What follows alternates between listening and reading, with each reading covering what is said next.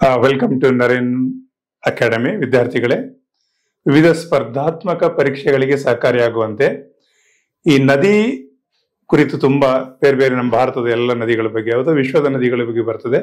ಮುಖ್ಯವಾಗಿ ಭಾರತದ ನದಿಗಳ ಬಗ್ಗೆ ತುಂಬಾ ಪ್ರಶ್ನೆ ಬರ್ತದೆ. ಇವತ್ತು ನಾನು ಒಂದು ಗಂಗಾ ನದಿ ಬಗ್ಗೆ ಪಾಠ ಮಾಡ್ತಾ ಇದ್ದೇನೆ. ಗಂಗಾ ನದಿ ಎಲ್ಲಿ ಉಗಮ ಆಗ್ತದೆ, ಹೇಗೆ, ಅದರ ಬಗ್ಗೆ ತುಂಬಾ ಪ್ರಶ್ನೆಗಳು ಬರ್ತದೆ, ತುಂಬಾ ಗೊಂದಲ ಆಗ್ತದೆ. ಹಾಗಾಗಿ ಇದು ನಿಮ್ಗೆ ಯಾವುದೇ ಸ್ಪರ್ಧಾತ್ಮಕ ಪರೀಕ್ಷೆ, ಕರ್ನಾಟಕ ಸರ್ಕಾರದ ಇರ್ಬೋದು, ಭಾರತ ಸರ್ಕಾರದ ಇರ್ಬೋದು, ಯಾವುದೇ ಸ್ಪರ್ಧಾತ್ಮಕ ಪರೀಕ್ಷೆಯಲ್ಲಿ ಸಹಕಾರಿ ಆಗ್ತದೆ ನಿಮ್ಗೆ.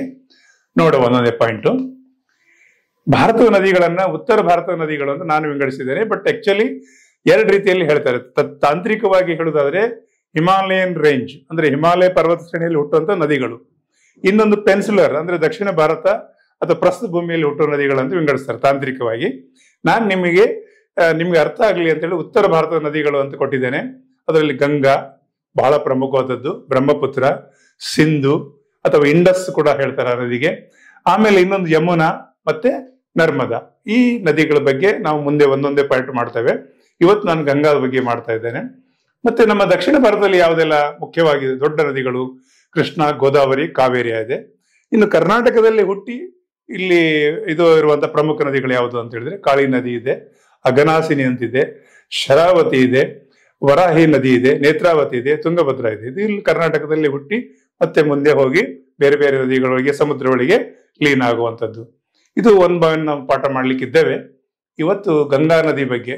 ಅದಕ್ಕಿಂತ ಮೊದಲು ಈ ನದಿಗಳ ಪ್ರಾಕೃತಿಕ ಎಲ್ಲೆಲ್ಲಿ ಉಗಮ ಆಗ್ತದೆ ಅಂತೇಳಿ, ಸರೋವರ, ಲೇಕ್ ಅಂತೇಳಿ, ಹಿಮ ನದಿ, ಗ್ಲೇಸಿಯರ್ ಅಂತ ಹೇಳ್ತೇವಲ್ಲ, ಏನು ಹಿಮ ಪರ್ವತ ಶ್ರೇಣಿ ಇದೆ ಅಲ್ಲಿ ಕೆಲವರದ್ದು ಹಿಮ ಕರಗಿ ಅದರ ಉದಾಗುವಂಥದ್ದು, ಜಲಪಾತಗಳು, ಸಣ್ಣ ಸಣ್ಣ ತೊರೆಗಳು ಪ್ರಾರಂಭವಾಗಿ ಅಲ್ಲಿ ಮುಖಾಂತರ ನಿಮ್ಗೆ ಆಗ್ತದೆ. ಮಳೆ ನೀರು ಮುಖಾಂತರ ಮಳೆ ನಿದ್ದು ಬಿದ್ದು ಒಂದು ತನ್ನ ಗತಿಯನ್ನು ಕಂಡುಕೊಂಡು ಹರಿದು ಅದು ನದಿಯಾಗಿ ಪರಿವರ್ತನೆ ಆಗುವಂಥದ್ದು. ಇದು ನಿಮ್ಗೆ ಅದರ ಉಗಮ ಸ್ಥಾನಗಳು ಯಾವ ರೀತಿ ಇದೆ ಅಂತೇಳಿ ಒಂದು ಚಿತ್ರ ಕೂಡ ನೋಡಿ. ಹಿಮ ನದಿ, ಗ್ಲೇಸಿಯರ್, ಈ ರೀತಿಯ ಹಿಮ ಕರಗಿ ಒಂದು ರೀತಿಯಲ್ಲಿ ಬರುವಂತ ಪದ್ಧತಿ ಇದೆ.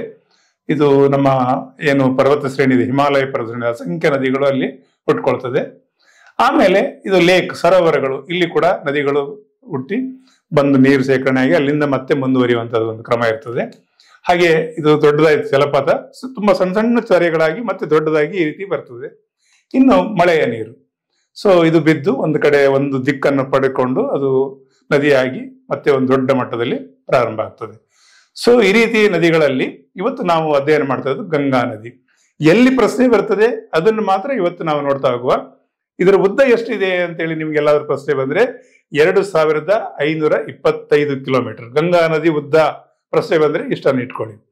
ಇದು ಎಲ್ಲಿ ಉಗಮ ಆಗ್ತದೆ ಅಂತ ಹೇಳಿದ ಪ್ರಶ್ನೆ ಬಂದಾಗ ಹಿಮಾಲಯ ಪರ್ವತ ಶ್ರೇಣಿಯ ಉತ್ತರಾಖಂಡ್ ರಾಜ್ಯದ ಉತ್ತರ ಕಾಶಿಯ ಎಲ್ಲಿ ಗಂಗಾ ನದಿ ಉಗಮ ಆಗ್ತದೆ. ಆದ್ರೆ ಗಂಗಾ ನದಿ ಅಂತ ಹೇಳ್ತಾರ, ಇಲ್ಲ ಅದಕ್ಕೆ ಭಾಗೀರಥಿ ಅಂತ ಹೇಳ್ತಾರೆ, ಅದು ಕೂಡ ಕನ್ಫ್ಯೂಸ್ ಆಗ್ತದೆ. ಆ ಗ್ಲೇಸಿಯರ್ ನೀವು ಹೇಳಿದೆಲ್ಲ ಹಿಮ ನದಿ, ನಾವು ಏನು ಹಿಮಾಲಯ ಪರ್ವತ ಶ್ರೇಣಿಯಲ್ಲಿ ಆಗ್ತದಲ್ಲ, ಗ್ಲೇಸಿಯರ್ ಹೆಸರು ಏನು ಅಂತ ಹೇಳಿದ್ರೆ ಸತೋಪಂತ್ ಗ್ಲೇಸಿಯರ್ ಅಂತೇಳಿ ಅಥವಾ ಹಿಮಾನಿ ಅಂತಲೂ ಹೇಳ್ತಾರೆ. ಸೊ ಇಲ್ಲಿ ಎಷ್ಟು ಪ್ರಶ್ನೆಗಳಾಯ್ತು ನೋಡಿ, ಒಂದೊಂದು ಪ್ರಶ್ನೆಗಳನ್ನು. ಯಾವ ರಾಜ್ಯ? ಉತ್ತರಾಖಂಡ್ ರಾಜ್ಯ. ಯಾವ ಜಿಲ್ಲೆ? ಉತ್ತರ ಕಾಶಿ ಜಿಲ್ಲೆ. ಆ ನದಿಗೆ ಗಂಗಾ ನದಿ ಅಂತ ಹೇಳ್ತಾರೆ ಉಗಮ ಸ್ಥಾನಕ್ಕೆ, ಇಲ್ಲ ಭಾಗೀರಥಿ ಅಂತ ಹೇಳ್ತಾರೆ. ಯಾವ ಗ್ಲೇಸಿಯರ್ ಅಂತ ಹೇಳಿ ಸತೋಪಂತ್ ಗ್ಲೇಸಿಯರು, ಇನ್ನೊಂದು ಹಿಮಾನಿ ಅಂತಲೂ ಹೇಳ್ತಾರೆ. ಇದು ಒಂದು ಪಾಯಿಂಟ್ ನೋಡಿ. ಇದರಲ್ಲಿ 7-8 ಪ್ರಶ್ನೆಗಳು ಬರೋ ಸಾಧ್ಯತೆ ಇದೆ.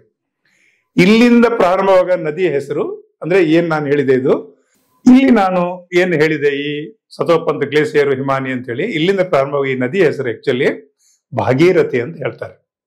ಸೊ ಎಲ್ಲಿಂದ ಇದು ಭಾಗೀರಥಿ, ಎಲ್ಲಿಂದ ಗಂಗಾ ಅಂತ ಪ್ರಾರಂಭ ಆಗ್ತದೆ ಅಂತ ಹೇಳಿದ್ರೆ ಇನ್ನೊಂದು ಪಾಯಿಂಟ್ ಕೊಟ್ಟಿದ್ದೇನೆ, ನೋಟ್ ಮಾಡ್ಕೊಳ್ಳಿ.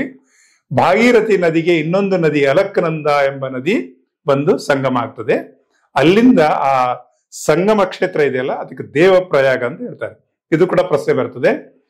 ಭಾಗೀರಥಿ ನದಿ ಮತ್ತು ಅಲಕ್ನಂದ ನದಿ ಎರಡೂ ನದಿಗಳು ಸಂಗಮವಾಗುವ ಕ್ಷೇತ್ರ ಯಾವುದು? ದೇವಪ್ರಯಾಗ. ಈ ದೇವಪ್ರಯಾಗದಿಂದ ಗಂಗಾ ಅಂತ ಹೇಳ್ತಾರೆ.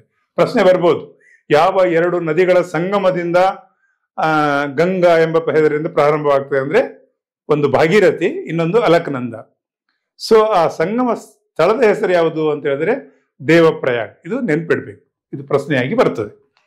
ಇನ್ನು ಗಂಗಾ ನದಿ ಯಾವ್ಯಾವ ರಾಜ್ಯಗಳಲ್ಲಿ ಹರಿದು ಹೋಗ್ತದೆ ಅಂತ ಪ್ರಶ್ನೆ ಬರ್ಬೋದು ನೋಡಿ. ಅದು ಅಲ್ಲಿಂದ ಉತ್ತರಾಖಂಡ್ ರಾಜ್ಯ ಹೇಳಿದೆ, ಅಲ್ಲಿಂದ ಫಸ್ಟ್ ಅದು ಪ್ರದೇಶ ಆಗುದು ಉತ್ತರ ಪ್ರದೇಶ ಬಿಜ್ನೋರ್ ಎಂಬಲ್ಲಿ ಪ್ರಾರಂಭವಾಗ್ತದೆ. ಆಮೇಲೆ ಪ್ರಯಾಗರಾಜ್, ಗಂಗಾ, ಆಮೇಲೆ ನಾವು ಏನು ಬಹಳ ಇಂಪಾರ್ಟೆಂಟ್ ಸಂಗಮ ಸ್ಥಳ ಇದೆಯಲ್ಲ, ಗಂಗಾ ಮತ್ತು ಯಮುನಾ ನದಿಗಳ ಸಂಗಮ ಸ್ಥಳ. ಆ ಸಂಗಮ ಸ್ಥಳದಾಗೆ ಯಾವಾಗ್ಲೂ ಎರಡು ನದಿಗಳ ಸಂಗಮ ಆಗೋ ಸ್ಥಳಕ್ಕೆ ಪ್ರಯಾಗ ಅಂತ ಹೇಳ್ತಾರೆ. ಸೊ ಅಲಹಾಬಾದ್ ಹೆಸರೇನಿದೆ ಪ್ರಯಾಗ ಅಂತೇಳಿ ಇತ್ತೀಚೆಗೆ ಇಟ್ಟಿದಾರಲ್ಲ, ಆ ಸ್ಥಳ ಇದೆಯಲ್ಲ ಅದು ಪ್ರಯಾಗ್ರಾಜ್ ಅಂತೇಳಿ. ಸೊ ಅದು ಗಂಗಾ ನದಿಯ ಆಗಮ ಸ್ಥಳ. ಅಲ್ಲಿಂದ ಪ್ರಾರಂಭ ಆಗಿ ವಾರಣಾಸಿಗೆ ಆಗ್ತದೆ. ತಾವೆಲ್ಲ ನೋಡಿದಿರಿ, ಕಾಶಿ ವಿಶ್ವನಾಥನ ಒಂದು ಪ್ರಮುಖವಾದ ಶ್ರದ್ಧಾ ಕೇಂದ್ರ ಆ ವಾರಣಾಸಿಯಿಂದ ಲಕ್ನೋ ಮುಖಾಂತರ ಬಿಹಾರ ರಾಜ್ಯಕ್ಕೆ ಪ್ರವೇಶ ಆಗ್ತದೆ. ಇದೆಲ್ಲ ಪ್ರಶ್ನೆ ಬರ್ಬೋದು. ಪ್ರಥಮದಲ್ಲಿ ಎಲ್ಲಿ? ಉತ್ತರ ಪ್ರದೇಶದಲ್ಲಿ ಬಿಜ್ನೋರ್ ಎಂಬಲ್ಲಿ ಪ್ರಾರಂಭ ಆಗ್ತದೆ. ಈ ತರ ಪ್ರಶ್ನೆಗಳು ಬರ್ತದೆ. ಯಾವುದು ಪ್ರಮುಖ ಯಾತ್ರಾ ಸ್ಥಳದಲ್ಲಿ ಇದೆ? ವಾರಣಾಸಿಯಲ್ಲಿ ಯಾವ ದೇವರಿದ್ದಾರೆ? ಕಾಶಿ ವಿಶ್ವನಾಥ ಅಂತ ಕೇಳ್ಬೋದು. 4 ಹೆಸರುಗಳನ್ನು ಕೊಟ್ಟಾಗ ನಿಮ್ಗೆ ಗೊತ್ತಿರ್ಬೇಕು ವಾರಣಾಸಿ ಅಂತ ಹೇಳಿ. ಆಮೇಲೆ ಅಲ್ಲಿ ದೇವರು ಯಾರಿದ್ದಾರೆ ಅಂದ್ರೆ ಕಾಶಿ ವಿಶ್ವನಾಥ ಅನ್ನೋದು ಗೊತ್ತಿರ್ಬೇಕು. ಪ್ರಶ್ನೆಗಳನ್ನೆಲ್ಲ ಕೇಳ್ತಾರೆ. ಯಾವ ನದಿ ದಡದಲ್ಲಿದೆ ಅಂದ್ರೆ ಗಂಗಾ ನದಿ ದಡದಲ್ಲಿ, ಅದು ಕೂಡ ನಿಮ್ಗೆ ಗೊತ್ತಿರ್ಬೇಕು. ನಂತರ ಅದು ಪ್ರವೇಶ ಆಗೋದು ಬಿಹಾರ ರಾಜ್ಯದಲ್ಲಿ ಬೇಗುಸರಾಯ್ ಅಂತೇಳಿ, ಅಲ್ಲಿಂದ ಬಾಗಲ್ಪುರ್, ವೈಶಾಲಿ, ಕಟಿಹಾರ್, ಅಲ್ಲಿಂದ ಸ್ವಲ್ಪ ಭಾಗ ಜಾರ್ಖಂಡ್ಗೂ ಪ್ರವೇಶ ಆಗ್ತದೆ, ಸ್ವಲ್ಪ ಮಾತ್ರ ಜಾರ್ಖಂಡದಲ್ಲಿ. ಮುಂದೆ ಅದು ಜಾರ್ಖಂಡ್ ಇಂದ ಸಾಹಿಬ್ಗಂಜ್ ಇಲ್ಲಿಂದ ಪಶ್ಚಿಮ ಬಂಗಾಳಕ್ಕೆ ಎಂಟ್ರಿ ಆಗ್ತದೆ. ನೋಡಿ, ಇದು ಒಂದು ರಾಜ್ಯಗಳ ಮಾಹಿತಿ ಆಯಿತು.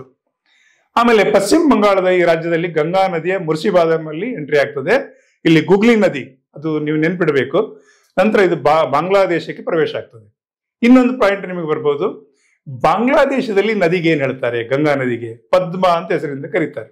ಇದು ಕೂಡ ಬಹಳ ಇಂಪಾರ್ಟೆಂಟ್ ಪಾಯಿಂಟ್, ಇದನ್ನು ನೆನ್ಪಿಟ್ಕೊಳ್ಳಿ. ಇದು ಮುಂದೆ ಬೇ ಆಫ್ ಬಂಗಾಲ್ ಸಾಗರದಲ್ಲಿ ಹೋಗಿ ಐಕ್ಯ ಆಗ್ತದೆ. ಇದು ಗಂಗಾ ನದಿಯ ಒಂದು ನಿಮ್ಗೆ ಬೇರೆ ಬೇರೆ ಹಂತದಲ್ಲಿ ಬರುವ ಪ್ರಶ್ನೆಗಳ ಬಗ್ಗೆ ಒಂದು ಸಂಕ್ಷಿಪ್ತ ಮಾಹಿತಿ ಕೊಟ್ಟಿದ್ದೇನೆ.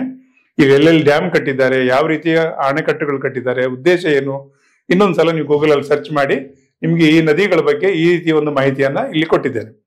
ಇನ್ನೊಂದು ಇಂಪಾರ್ಟೆಂಟ್ ಪಾಯಿಂಟ್, ನಾನು ಆಗ ಹೇಳಿದೆ, 2 ನದಿಗಳು ಸಂಗಮವಾಗುವ ಸ್ಥಳಗಳಿಗೆ ಪ್ರಯಾಗ ಅಂತ ಹೇಳ್ತಾರೆ ಹಿಂದಿಯಲ್ಲಿ, ಅಥವಾ ಸಂಗಮ ಸ್ಥಳಗಳು ಅಂತ ನಾವು ಕನ್ನಡದಲ್ಲಿ ಹೇಳ್ಬೋದು. ಸೊ ಹಿಂದೂ ಧರ್ಮದಲ್ಲಿ ಈ ಪ್ರಯಾಗ ಸಂಗಮ ಸ್ಥಳಕ್ಕೆ ಬಹಳ ಪವಿತ್ರವಾದ ಸ್ಥಾನ ಇದೆ. ಅಲ್ಲಿ ಹಲವಾರು ಆಚರಣೆಗಳು, ಶ್ರದ್ಧಾ ಆಚರಣೆಗಳು ನಡೀತಾ ಇರ್ತದೆ. ಅದರ ಬಗ್ಗೆ ಇಲ್ಲಿದೆ. ವಿವಿಧ ಸ್ಪರ್ಧಾತ್ಮಕ ಪರೀಕ್ಷೆಯಲ್ಲಿ ಇದು ಬಂದೇ ಬರ್ತದೆ. ಸೊ ಹಾಗಾಗಿ ಇಲ್ಲಿ ಅಲಕ್ಕನಂದ, ಭಾಗೀರಥಿ ನದಿ ಮತ್ತು ಗಂಗಾ ನದಿಯ ಒಂದು ವ್ಯಾಪ್ತಿಯಲ್ಲಿ ಏನು ನಾವು ಹೇಳಿದ್ದೇವೆ, 5 ಪ್ರಯಾಗಗಳು, ಪಂಚ್ ಪ್ರಯಾಗ ಅಂತ ಕೇಳ್ತಾರೆ. ಆ ಪ್ರಯಾಗಗಳು ಯಾವುದು? ಒಂದೊಂದೇ ಪ್ರಯಾಗ ಹೆಸರು ನೋಡ್ತಾ ಹೋಗೋ. ಯಾವ್ಯಾವ ನದಿಗಳ ಸಂಗಮದಿಂದ ಸಂಗಮ, ಅದಕ್ಕೆ ಪ್ರಯಾಗ ಅಂತ ಹೇಳ್ತಾರೆ. ಅದನ್ನ ನೆನ್ಪಿಟ್ಕೊಳ್ಳಿ. ಒಂದೊಂದೇ ಪಾಯಿಂಟ್ ನೋಡುವ. ನೋಡಿ, ಇಲ್ಲಿ ವಿಷ್ಣು ಪ್ರಯಾಗ್ ಬಹಳ ಇಂಪಾರ್ಟೆಂಟ್. ಯಾವ 2 ನದಿಗಳ ಸಂಗಮ ಆಗ್ತದ್ರೆ ಅಲಕ್ಕನಂದ ನದಿ ಮತ್ತು ಇನ್ನೊಂದು ಯಾವುದು, ಧೌಲಿ ಗಂಗಾ ಅಂತೇಳಿ 2 ನದಿಗಳ ಸಂಗಮ ಆಗ್ತದೆ. ಅಲಕ್ಕನಂದ ಮತ್ತು ಧೌಲಿ ಗಂಗಾ. ಈ ಗಂಗಾ ನದಿ ಸಂಗಮ ಅಂದ್ರೆ ಅಲಕ್ಕನಂದ ಮತ್ತು ಧೌಲಿ ಗಂಗಾ 2 ನದಿಗಳ ಸಂಗಮ ಸ್ಥಾನ ಯಾವುದಿದೆ ಅದು ಬದ್ರಿನಾಥ್. ಆ ಪ್ರಯಾಗದ ಹೆಸರು ಯಾವುದು? ವಿಷ್ಣು ಪ್ರಯಾಗ್. ನೆನ್ಪಿಡಿ, 5 ಪ್ರಯಾಗಗಳಲ್ಲಿ ಪ್ರಥಮ ಬರೋದು ವಿಷ್ಣು ಪ್ರಯಾಗ್. ಫುಲ್ ಕನ್ಫ್ಯೂಸ್ ಆಗ್ತದೆ, ನೆನ್ಪಿಟ್ಕೊಂಡ್ರೆ ಸಿಂಪಲ್ ಆಗಿದೆ. 2ನೇದ್ದು ನೋಡಿ, ಇಲ್ಲಿ ನಂದಾಕಿನಿ ನದಿ, ನಂದಾಕಿನಿ ಬಂದು ಅಲಕ್ಕನಂದ ಒಳಗೆ ಮರ್ಜ್ ಆಗ್ತದೆ, ಅಂದ್ರೆ ಸಂಗಮ ಆಗ್ತದೆ. ಇಲ್ಲಿ ಬರುವಂತಹ ಸಂಗಮ ಸ್ಥಳದ ಹೆಸರು ನಂದ ಪ್ರಯಾಗ್. ನೋಡಿ, ನಂದಾಕಿನಿ, ನಂದ ಪ್ರಯಾಗ್ ನೆನ್ಪಿಟ್ಕೊಂಡ್ರೆ ಆಯ್ತು. ಸೊ ಇದು ಅಲಕ್ಕನಂದವೇ ಯಾಕೆ ಹೆಸರಿಟ್ರು, ನಂದಾಕಿನಿ ಹೆಸರಿಡ್ಬೋದಲ್ಲ ಅಂತ ಹೇಳಿದ್ರೆ, ಒಂದು ತಾಂತ್ರಿಕ ವಿಷಯ ಅಂದ್ರೆ, ಯಾವ ನದಿ ಆಳ ಇರ್ತದೆ, ಇನ್ನೊಂದು ನದಿ ಬಂದು ಆಳದಲ್ಲಿ ಲೀನ ಆದಾಗ ಆ ನದಿ ಹೆಸರೇ ಇಡ್ತಾರೆ. ಇಲ್ಲಿ ಅಲಕ್ಕನಂದ ತುಂಬಾ ಡೆಪ್ತ್ ಇರೋದ್ರಿಂದ ಬಾಕಿ ಎಲ್ಲ ನದಿ ಅದರಲ್ಲೇ ಸಂಗಮ ಆಗ್ತದೆ. ಆಮೇಲೆ ಅಲಕ್ಕನಂದ ಹೋಗಿ ಭಾಗೀರಥಿಯಲ್ಲಿ ಲೀನ ಆಗ್ತದೆ. ಹಾಗಾಗಿ ಅಲ್ಲಿ ಈ ತಾಂತ್ರಿಕವಾಗಿ ಅಲಕ್ಕನಂದ ಹೆಸರಿಟ್ಟಿದ್ದಾರೆ. ಓಕೆ, ಸೊ ನಂದಾಕಿನಿ ಅಲಕ್ಕನಂದ ಒಳಗೆ ಸಂಗಮ ಆಗುವ ಸ್ಥಳದಕ್ಕೆ ನಂದ ಪ್ರಯಾಗ ಅಂತ ಹೇಳ್ತಾರೆ. 3ನೇದು ಯಾವುದು? ಅಲಕ್ಕನಂದ ನದಿ, ಇನ್ನೊಂದು ನದಿ ಪಿಂಡಾರಿ ನದಿ ಬಂದು ಸಂಗಮ ಆಗ್ತದೆ. ಇದಕ್ಕೆ ಕರ್ಣ ಪ್ರಯಾಗ ಅಂತ ಹೇಳ್ತಾರೆ. 3ನೇದು ಕರ್ಣ ಪ್ರಯಾಗ, ನೆನ್ಪಿಟ್ಕೊಳ್ಳಿ. ಸೊ ಇನ್ನೊಂದು ಪಾಯಿಂಟ್ ನೋಡುವ. ಇದೇ ಅಲಕ್ಕನಂದ ನದಿಯೊಂದಿಗೆ ಮಂದಾಕಿನಿ, ಆಗ ಹೇಳಿದ್ದು ನಂದಾಕಿನಿ, ಇದು ಮಂದಾಕಿನಿ, ನೆನ್ಪಿಟ್ಕೊಳ್ಳಿ. ಇಲ್ಲಿ ಸಂಗಮ ಆಗುವಂತ ಸ್ಥಳ ಕೇದಾರ್ನಾಥ್. ನೀವೆಲ್ಲ ಪಾಯಿಂಟ್ ಕೇಳಿದಿರಿ, ಕೇದಾರ್ನಾಥ್. ಇದಕ್ಕೆ ರುದ್ರ ಪ್ರಯಾಗ ಅಂತ ಹೆಸರು ಹೇಳ್ತಾರೆ. ಸೊ 4 ಪ್ರಯಾಗ ಆಯ್ತು. ಇನ್ನೊಂದು, ಆಗ ಪ್ರಥಮದಲ್ಲಿ ಹೇಳಿದಾಗೆ ಅಲಕ್ಕನಂದ ನದಿ ಬಂದು ಭಾಗೀರಥಿ ನದಿಯೊಟ್ಟಿಗೆ ಸಂಗಮ ಆಗ್ತದೆ. ಇಲ್ಲಿ ದೇವ ಪ್ರಯಾಗ ಅಂತ ಹೇಳ್ತಾರೆ. ಸೊ ಈ 5 ಪಂಚ ಪ್ರಯಾಗಗಳು ಅಂತೇಳಿ ಯಾವಾಗಲೂ ಪ್ರಶ್ನೆ ಬರ್ತದೆ. ಸೊ ಖಂಡಿತ ನಿಮ್ಗೆ ಇದು ಸಹಕಾರಿ ಆಗ್ತದೆ ಅಂತ ನಾನು ಭಾವಿಸಿದ್ದೇನೆ. ನೀವು ಸ್ಕ್ರೀನ್ ಶಾಟ್ ತಗೊಂಡು ಪದೇ ಪದೇ ಅದನ್ನು ಮನನ ಮಾಡಿಕೊಂಡ್ರೆ ಖಂಡಿತ ನೀವು ಇದಕ್ಕೆ ಉತ್ತರವನ್ನು ಬರೀಬಹುದು. ಸೊ ಇಲ್ಲಿ ಮುಂದುವರೆದು ನದಿಗಳಿಗೆ ಸಂಬಂಧಪಟ್ಟದ್ದಲ್ಲ, ಬಟ್ ಇಂಪಾರ್ಟೆಂಟ್ ಆಗಿ ಗೊಂದಲ ಏನಾಗ್ತದೆ ಅಂದ್ರೆ 4 ಧಾಮಗಳು ಯಾವುದು, ಆಮೇಲೆ ಪಂಚ ಪ್ರಯಾಗಗಳು ಯಾವುದು, ಪ್ರಯಾಗ ಮತ್ತು ಧಾಮಗಳ ಬಗ್ಗೆ ವ್ಯತ್ಯಾಸ ಗೊಂದಲ ಆಗಿ ಇದ್ರ ಬಗ್ಗೆ ತುಂಬಾ ಪ್ರಶ್ನೆ ಮಾಡ್ತಾರೆ.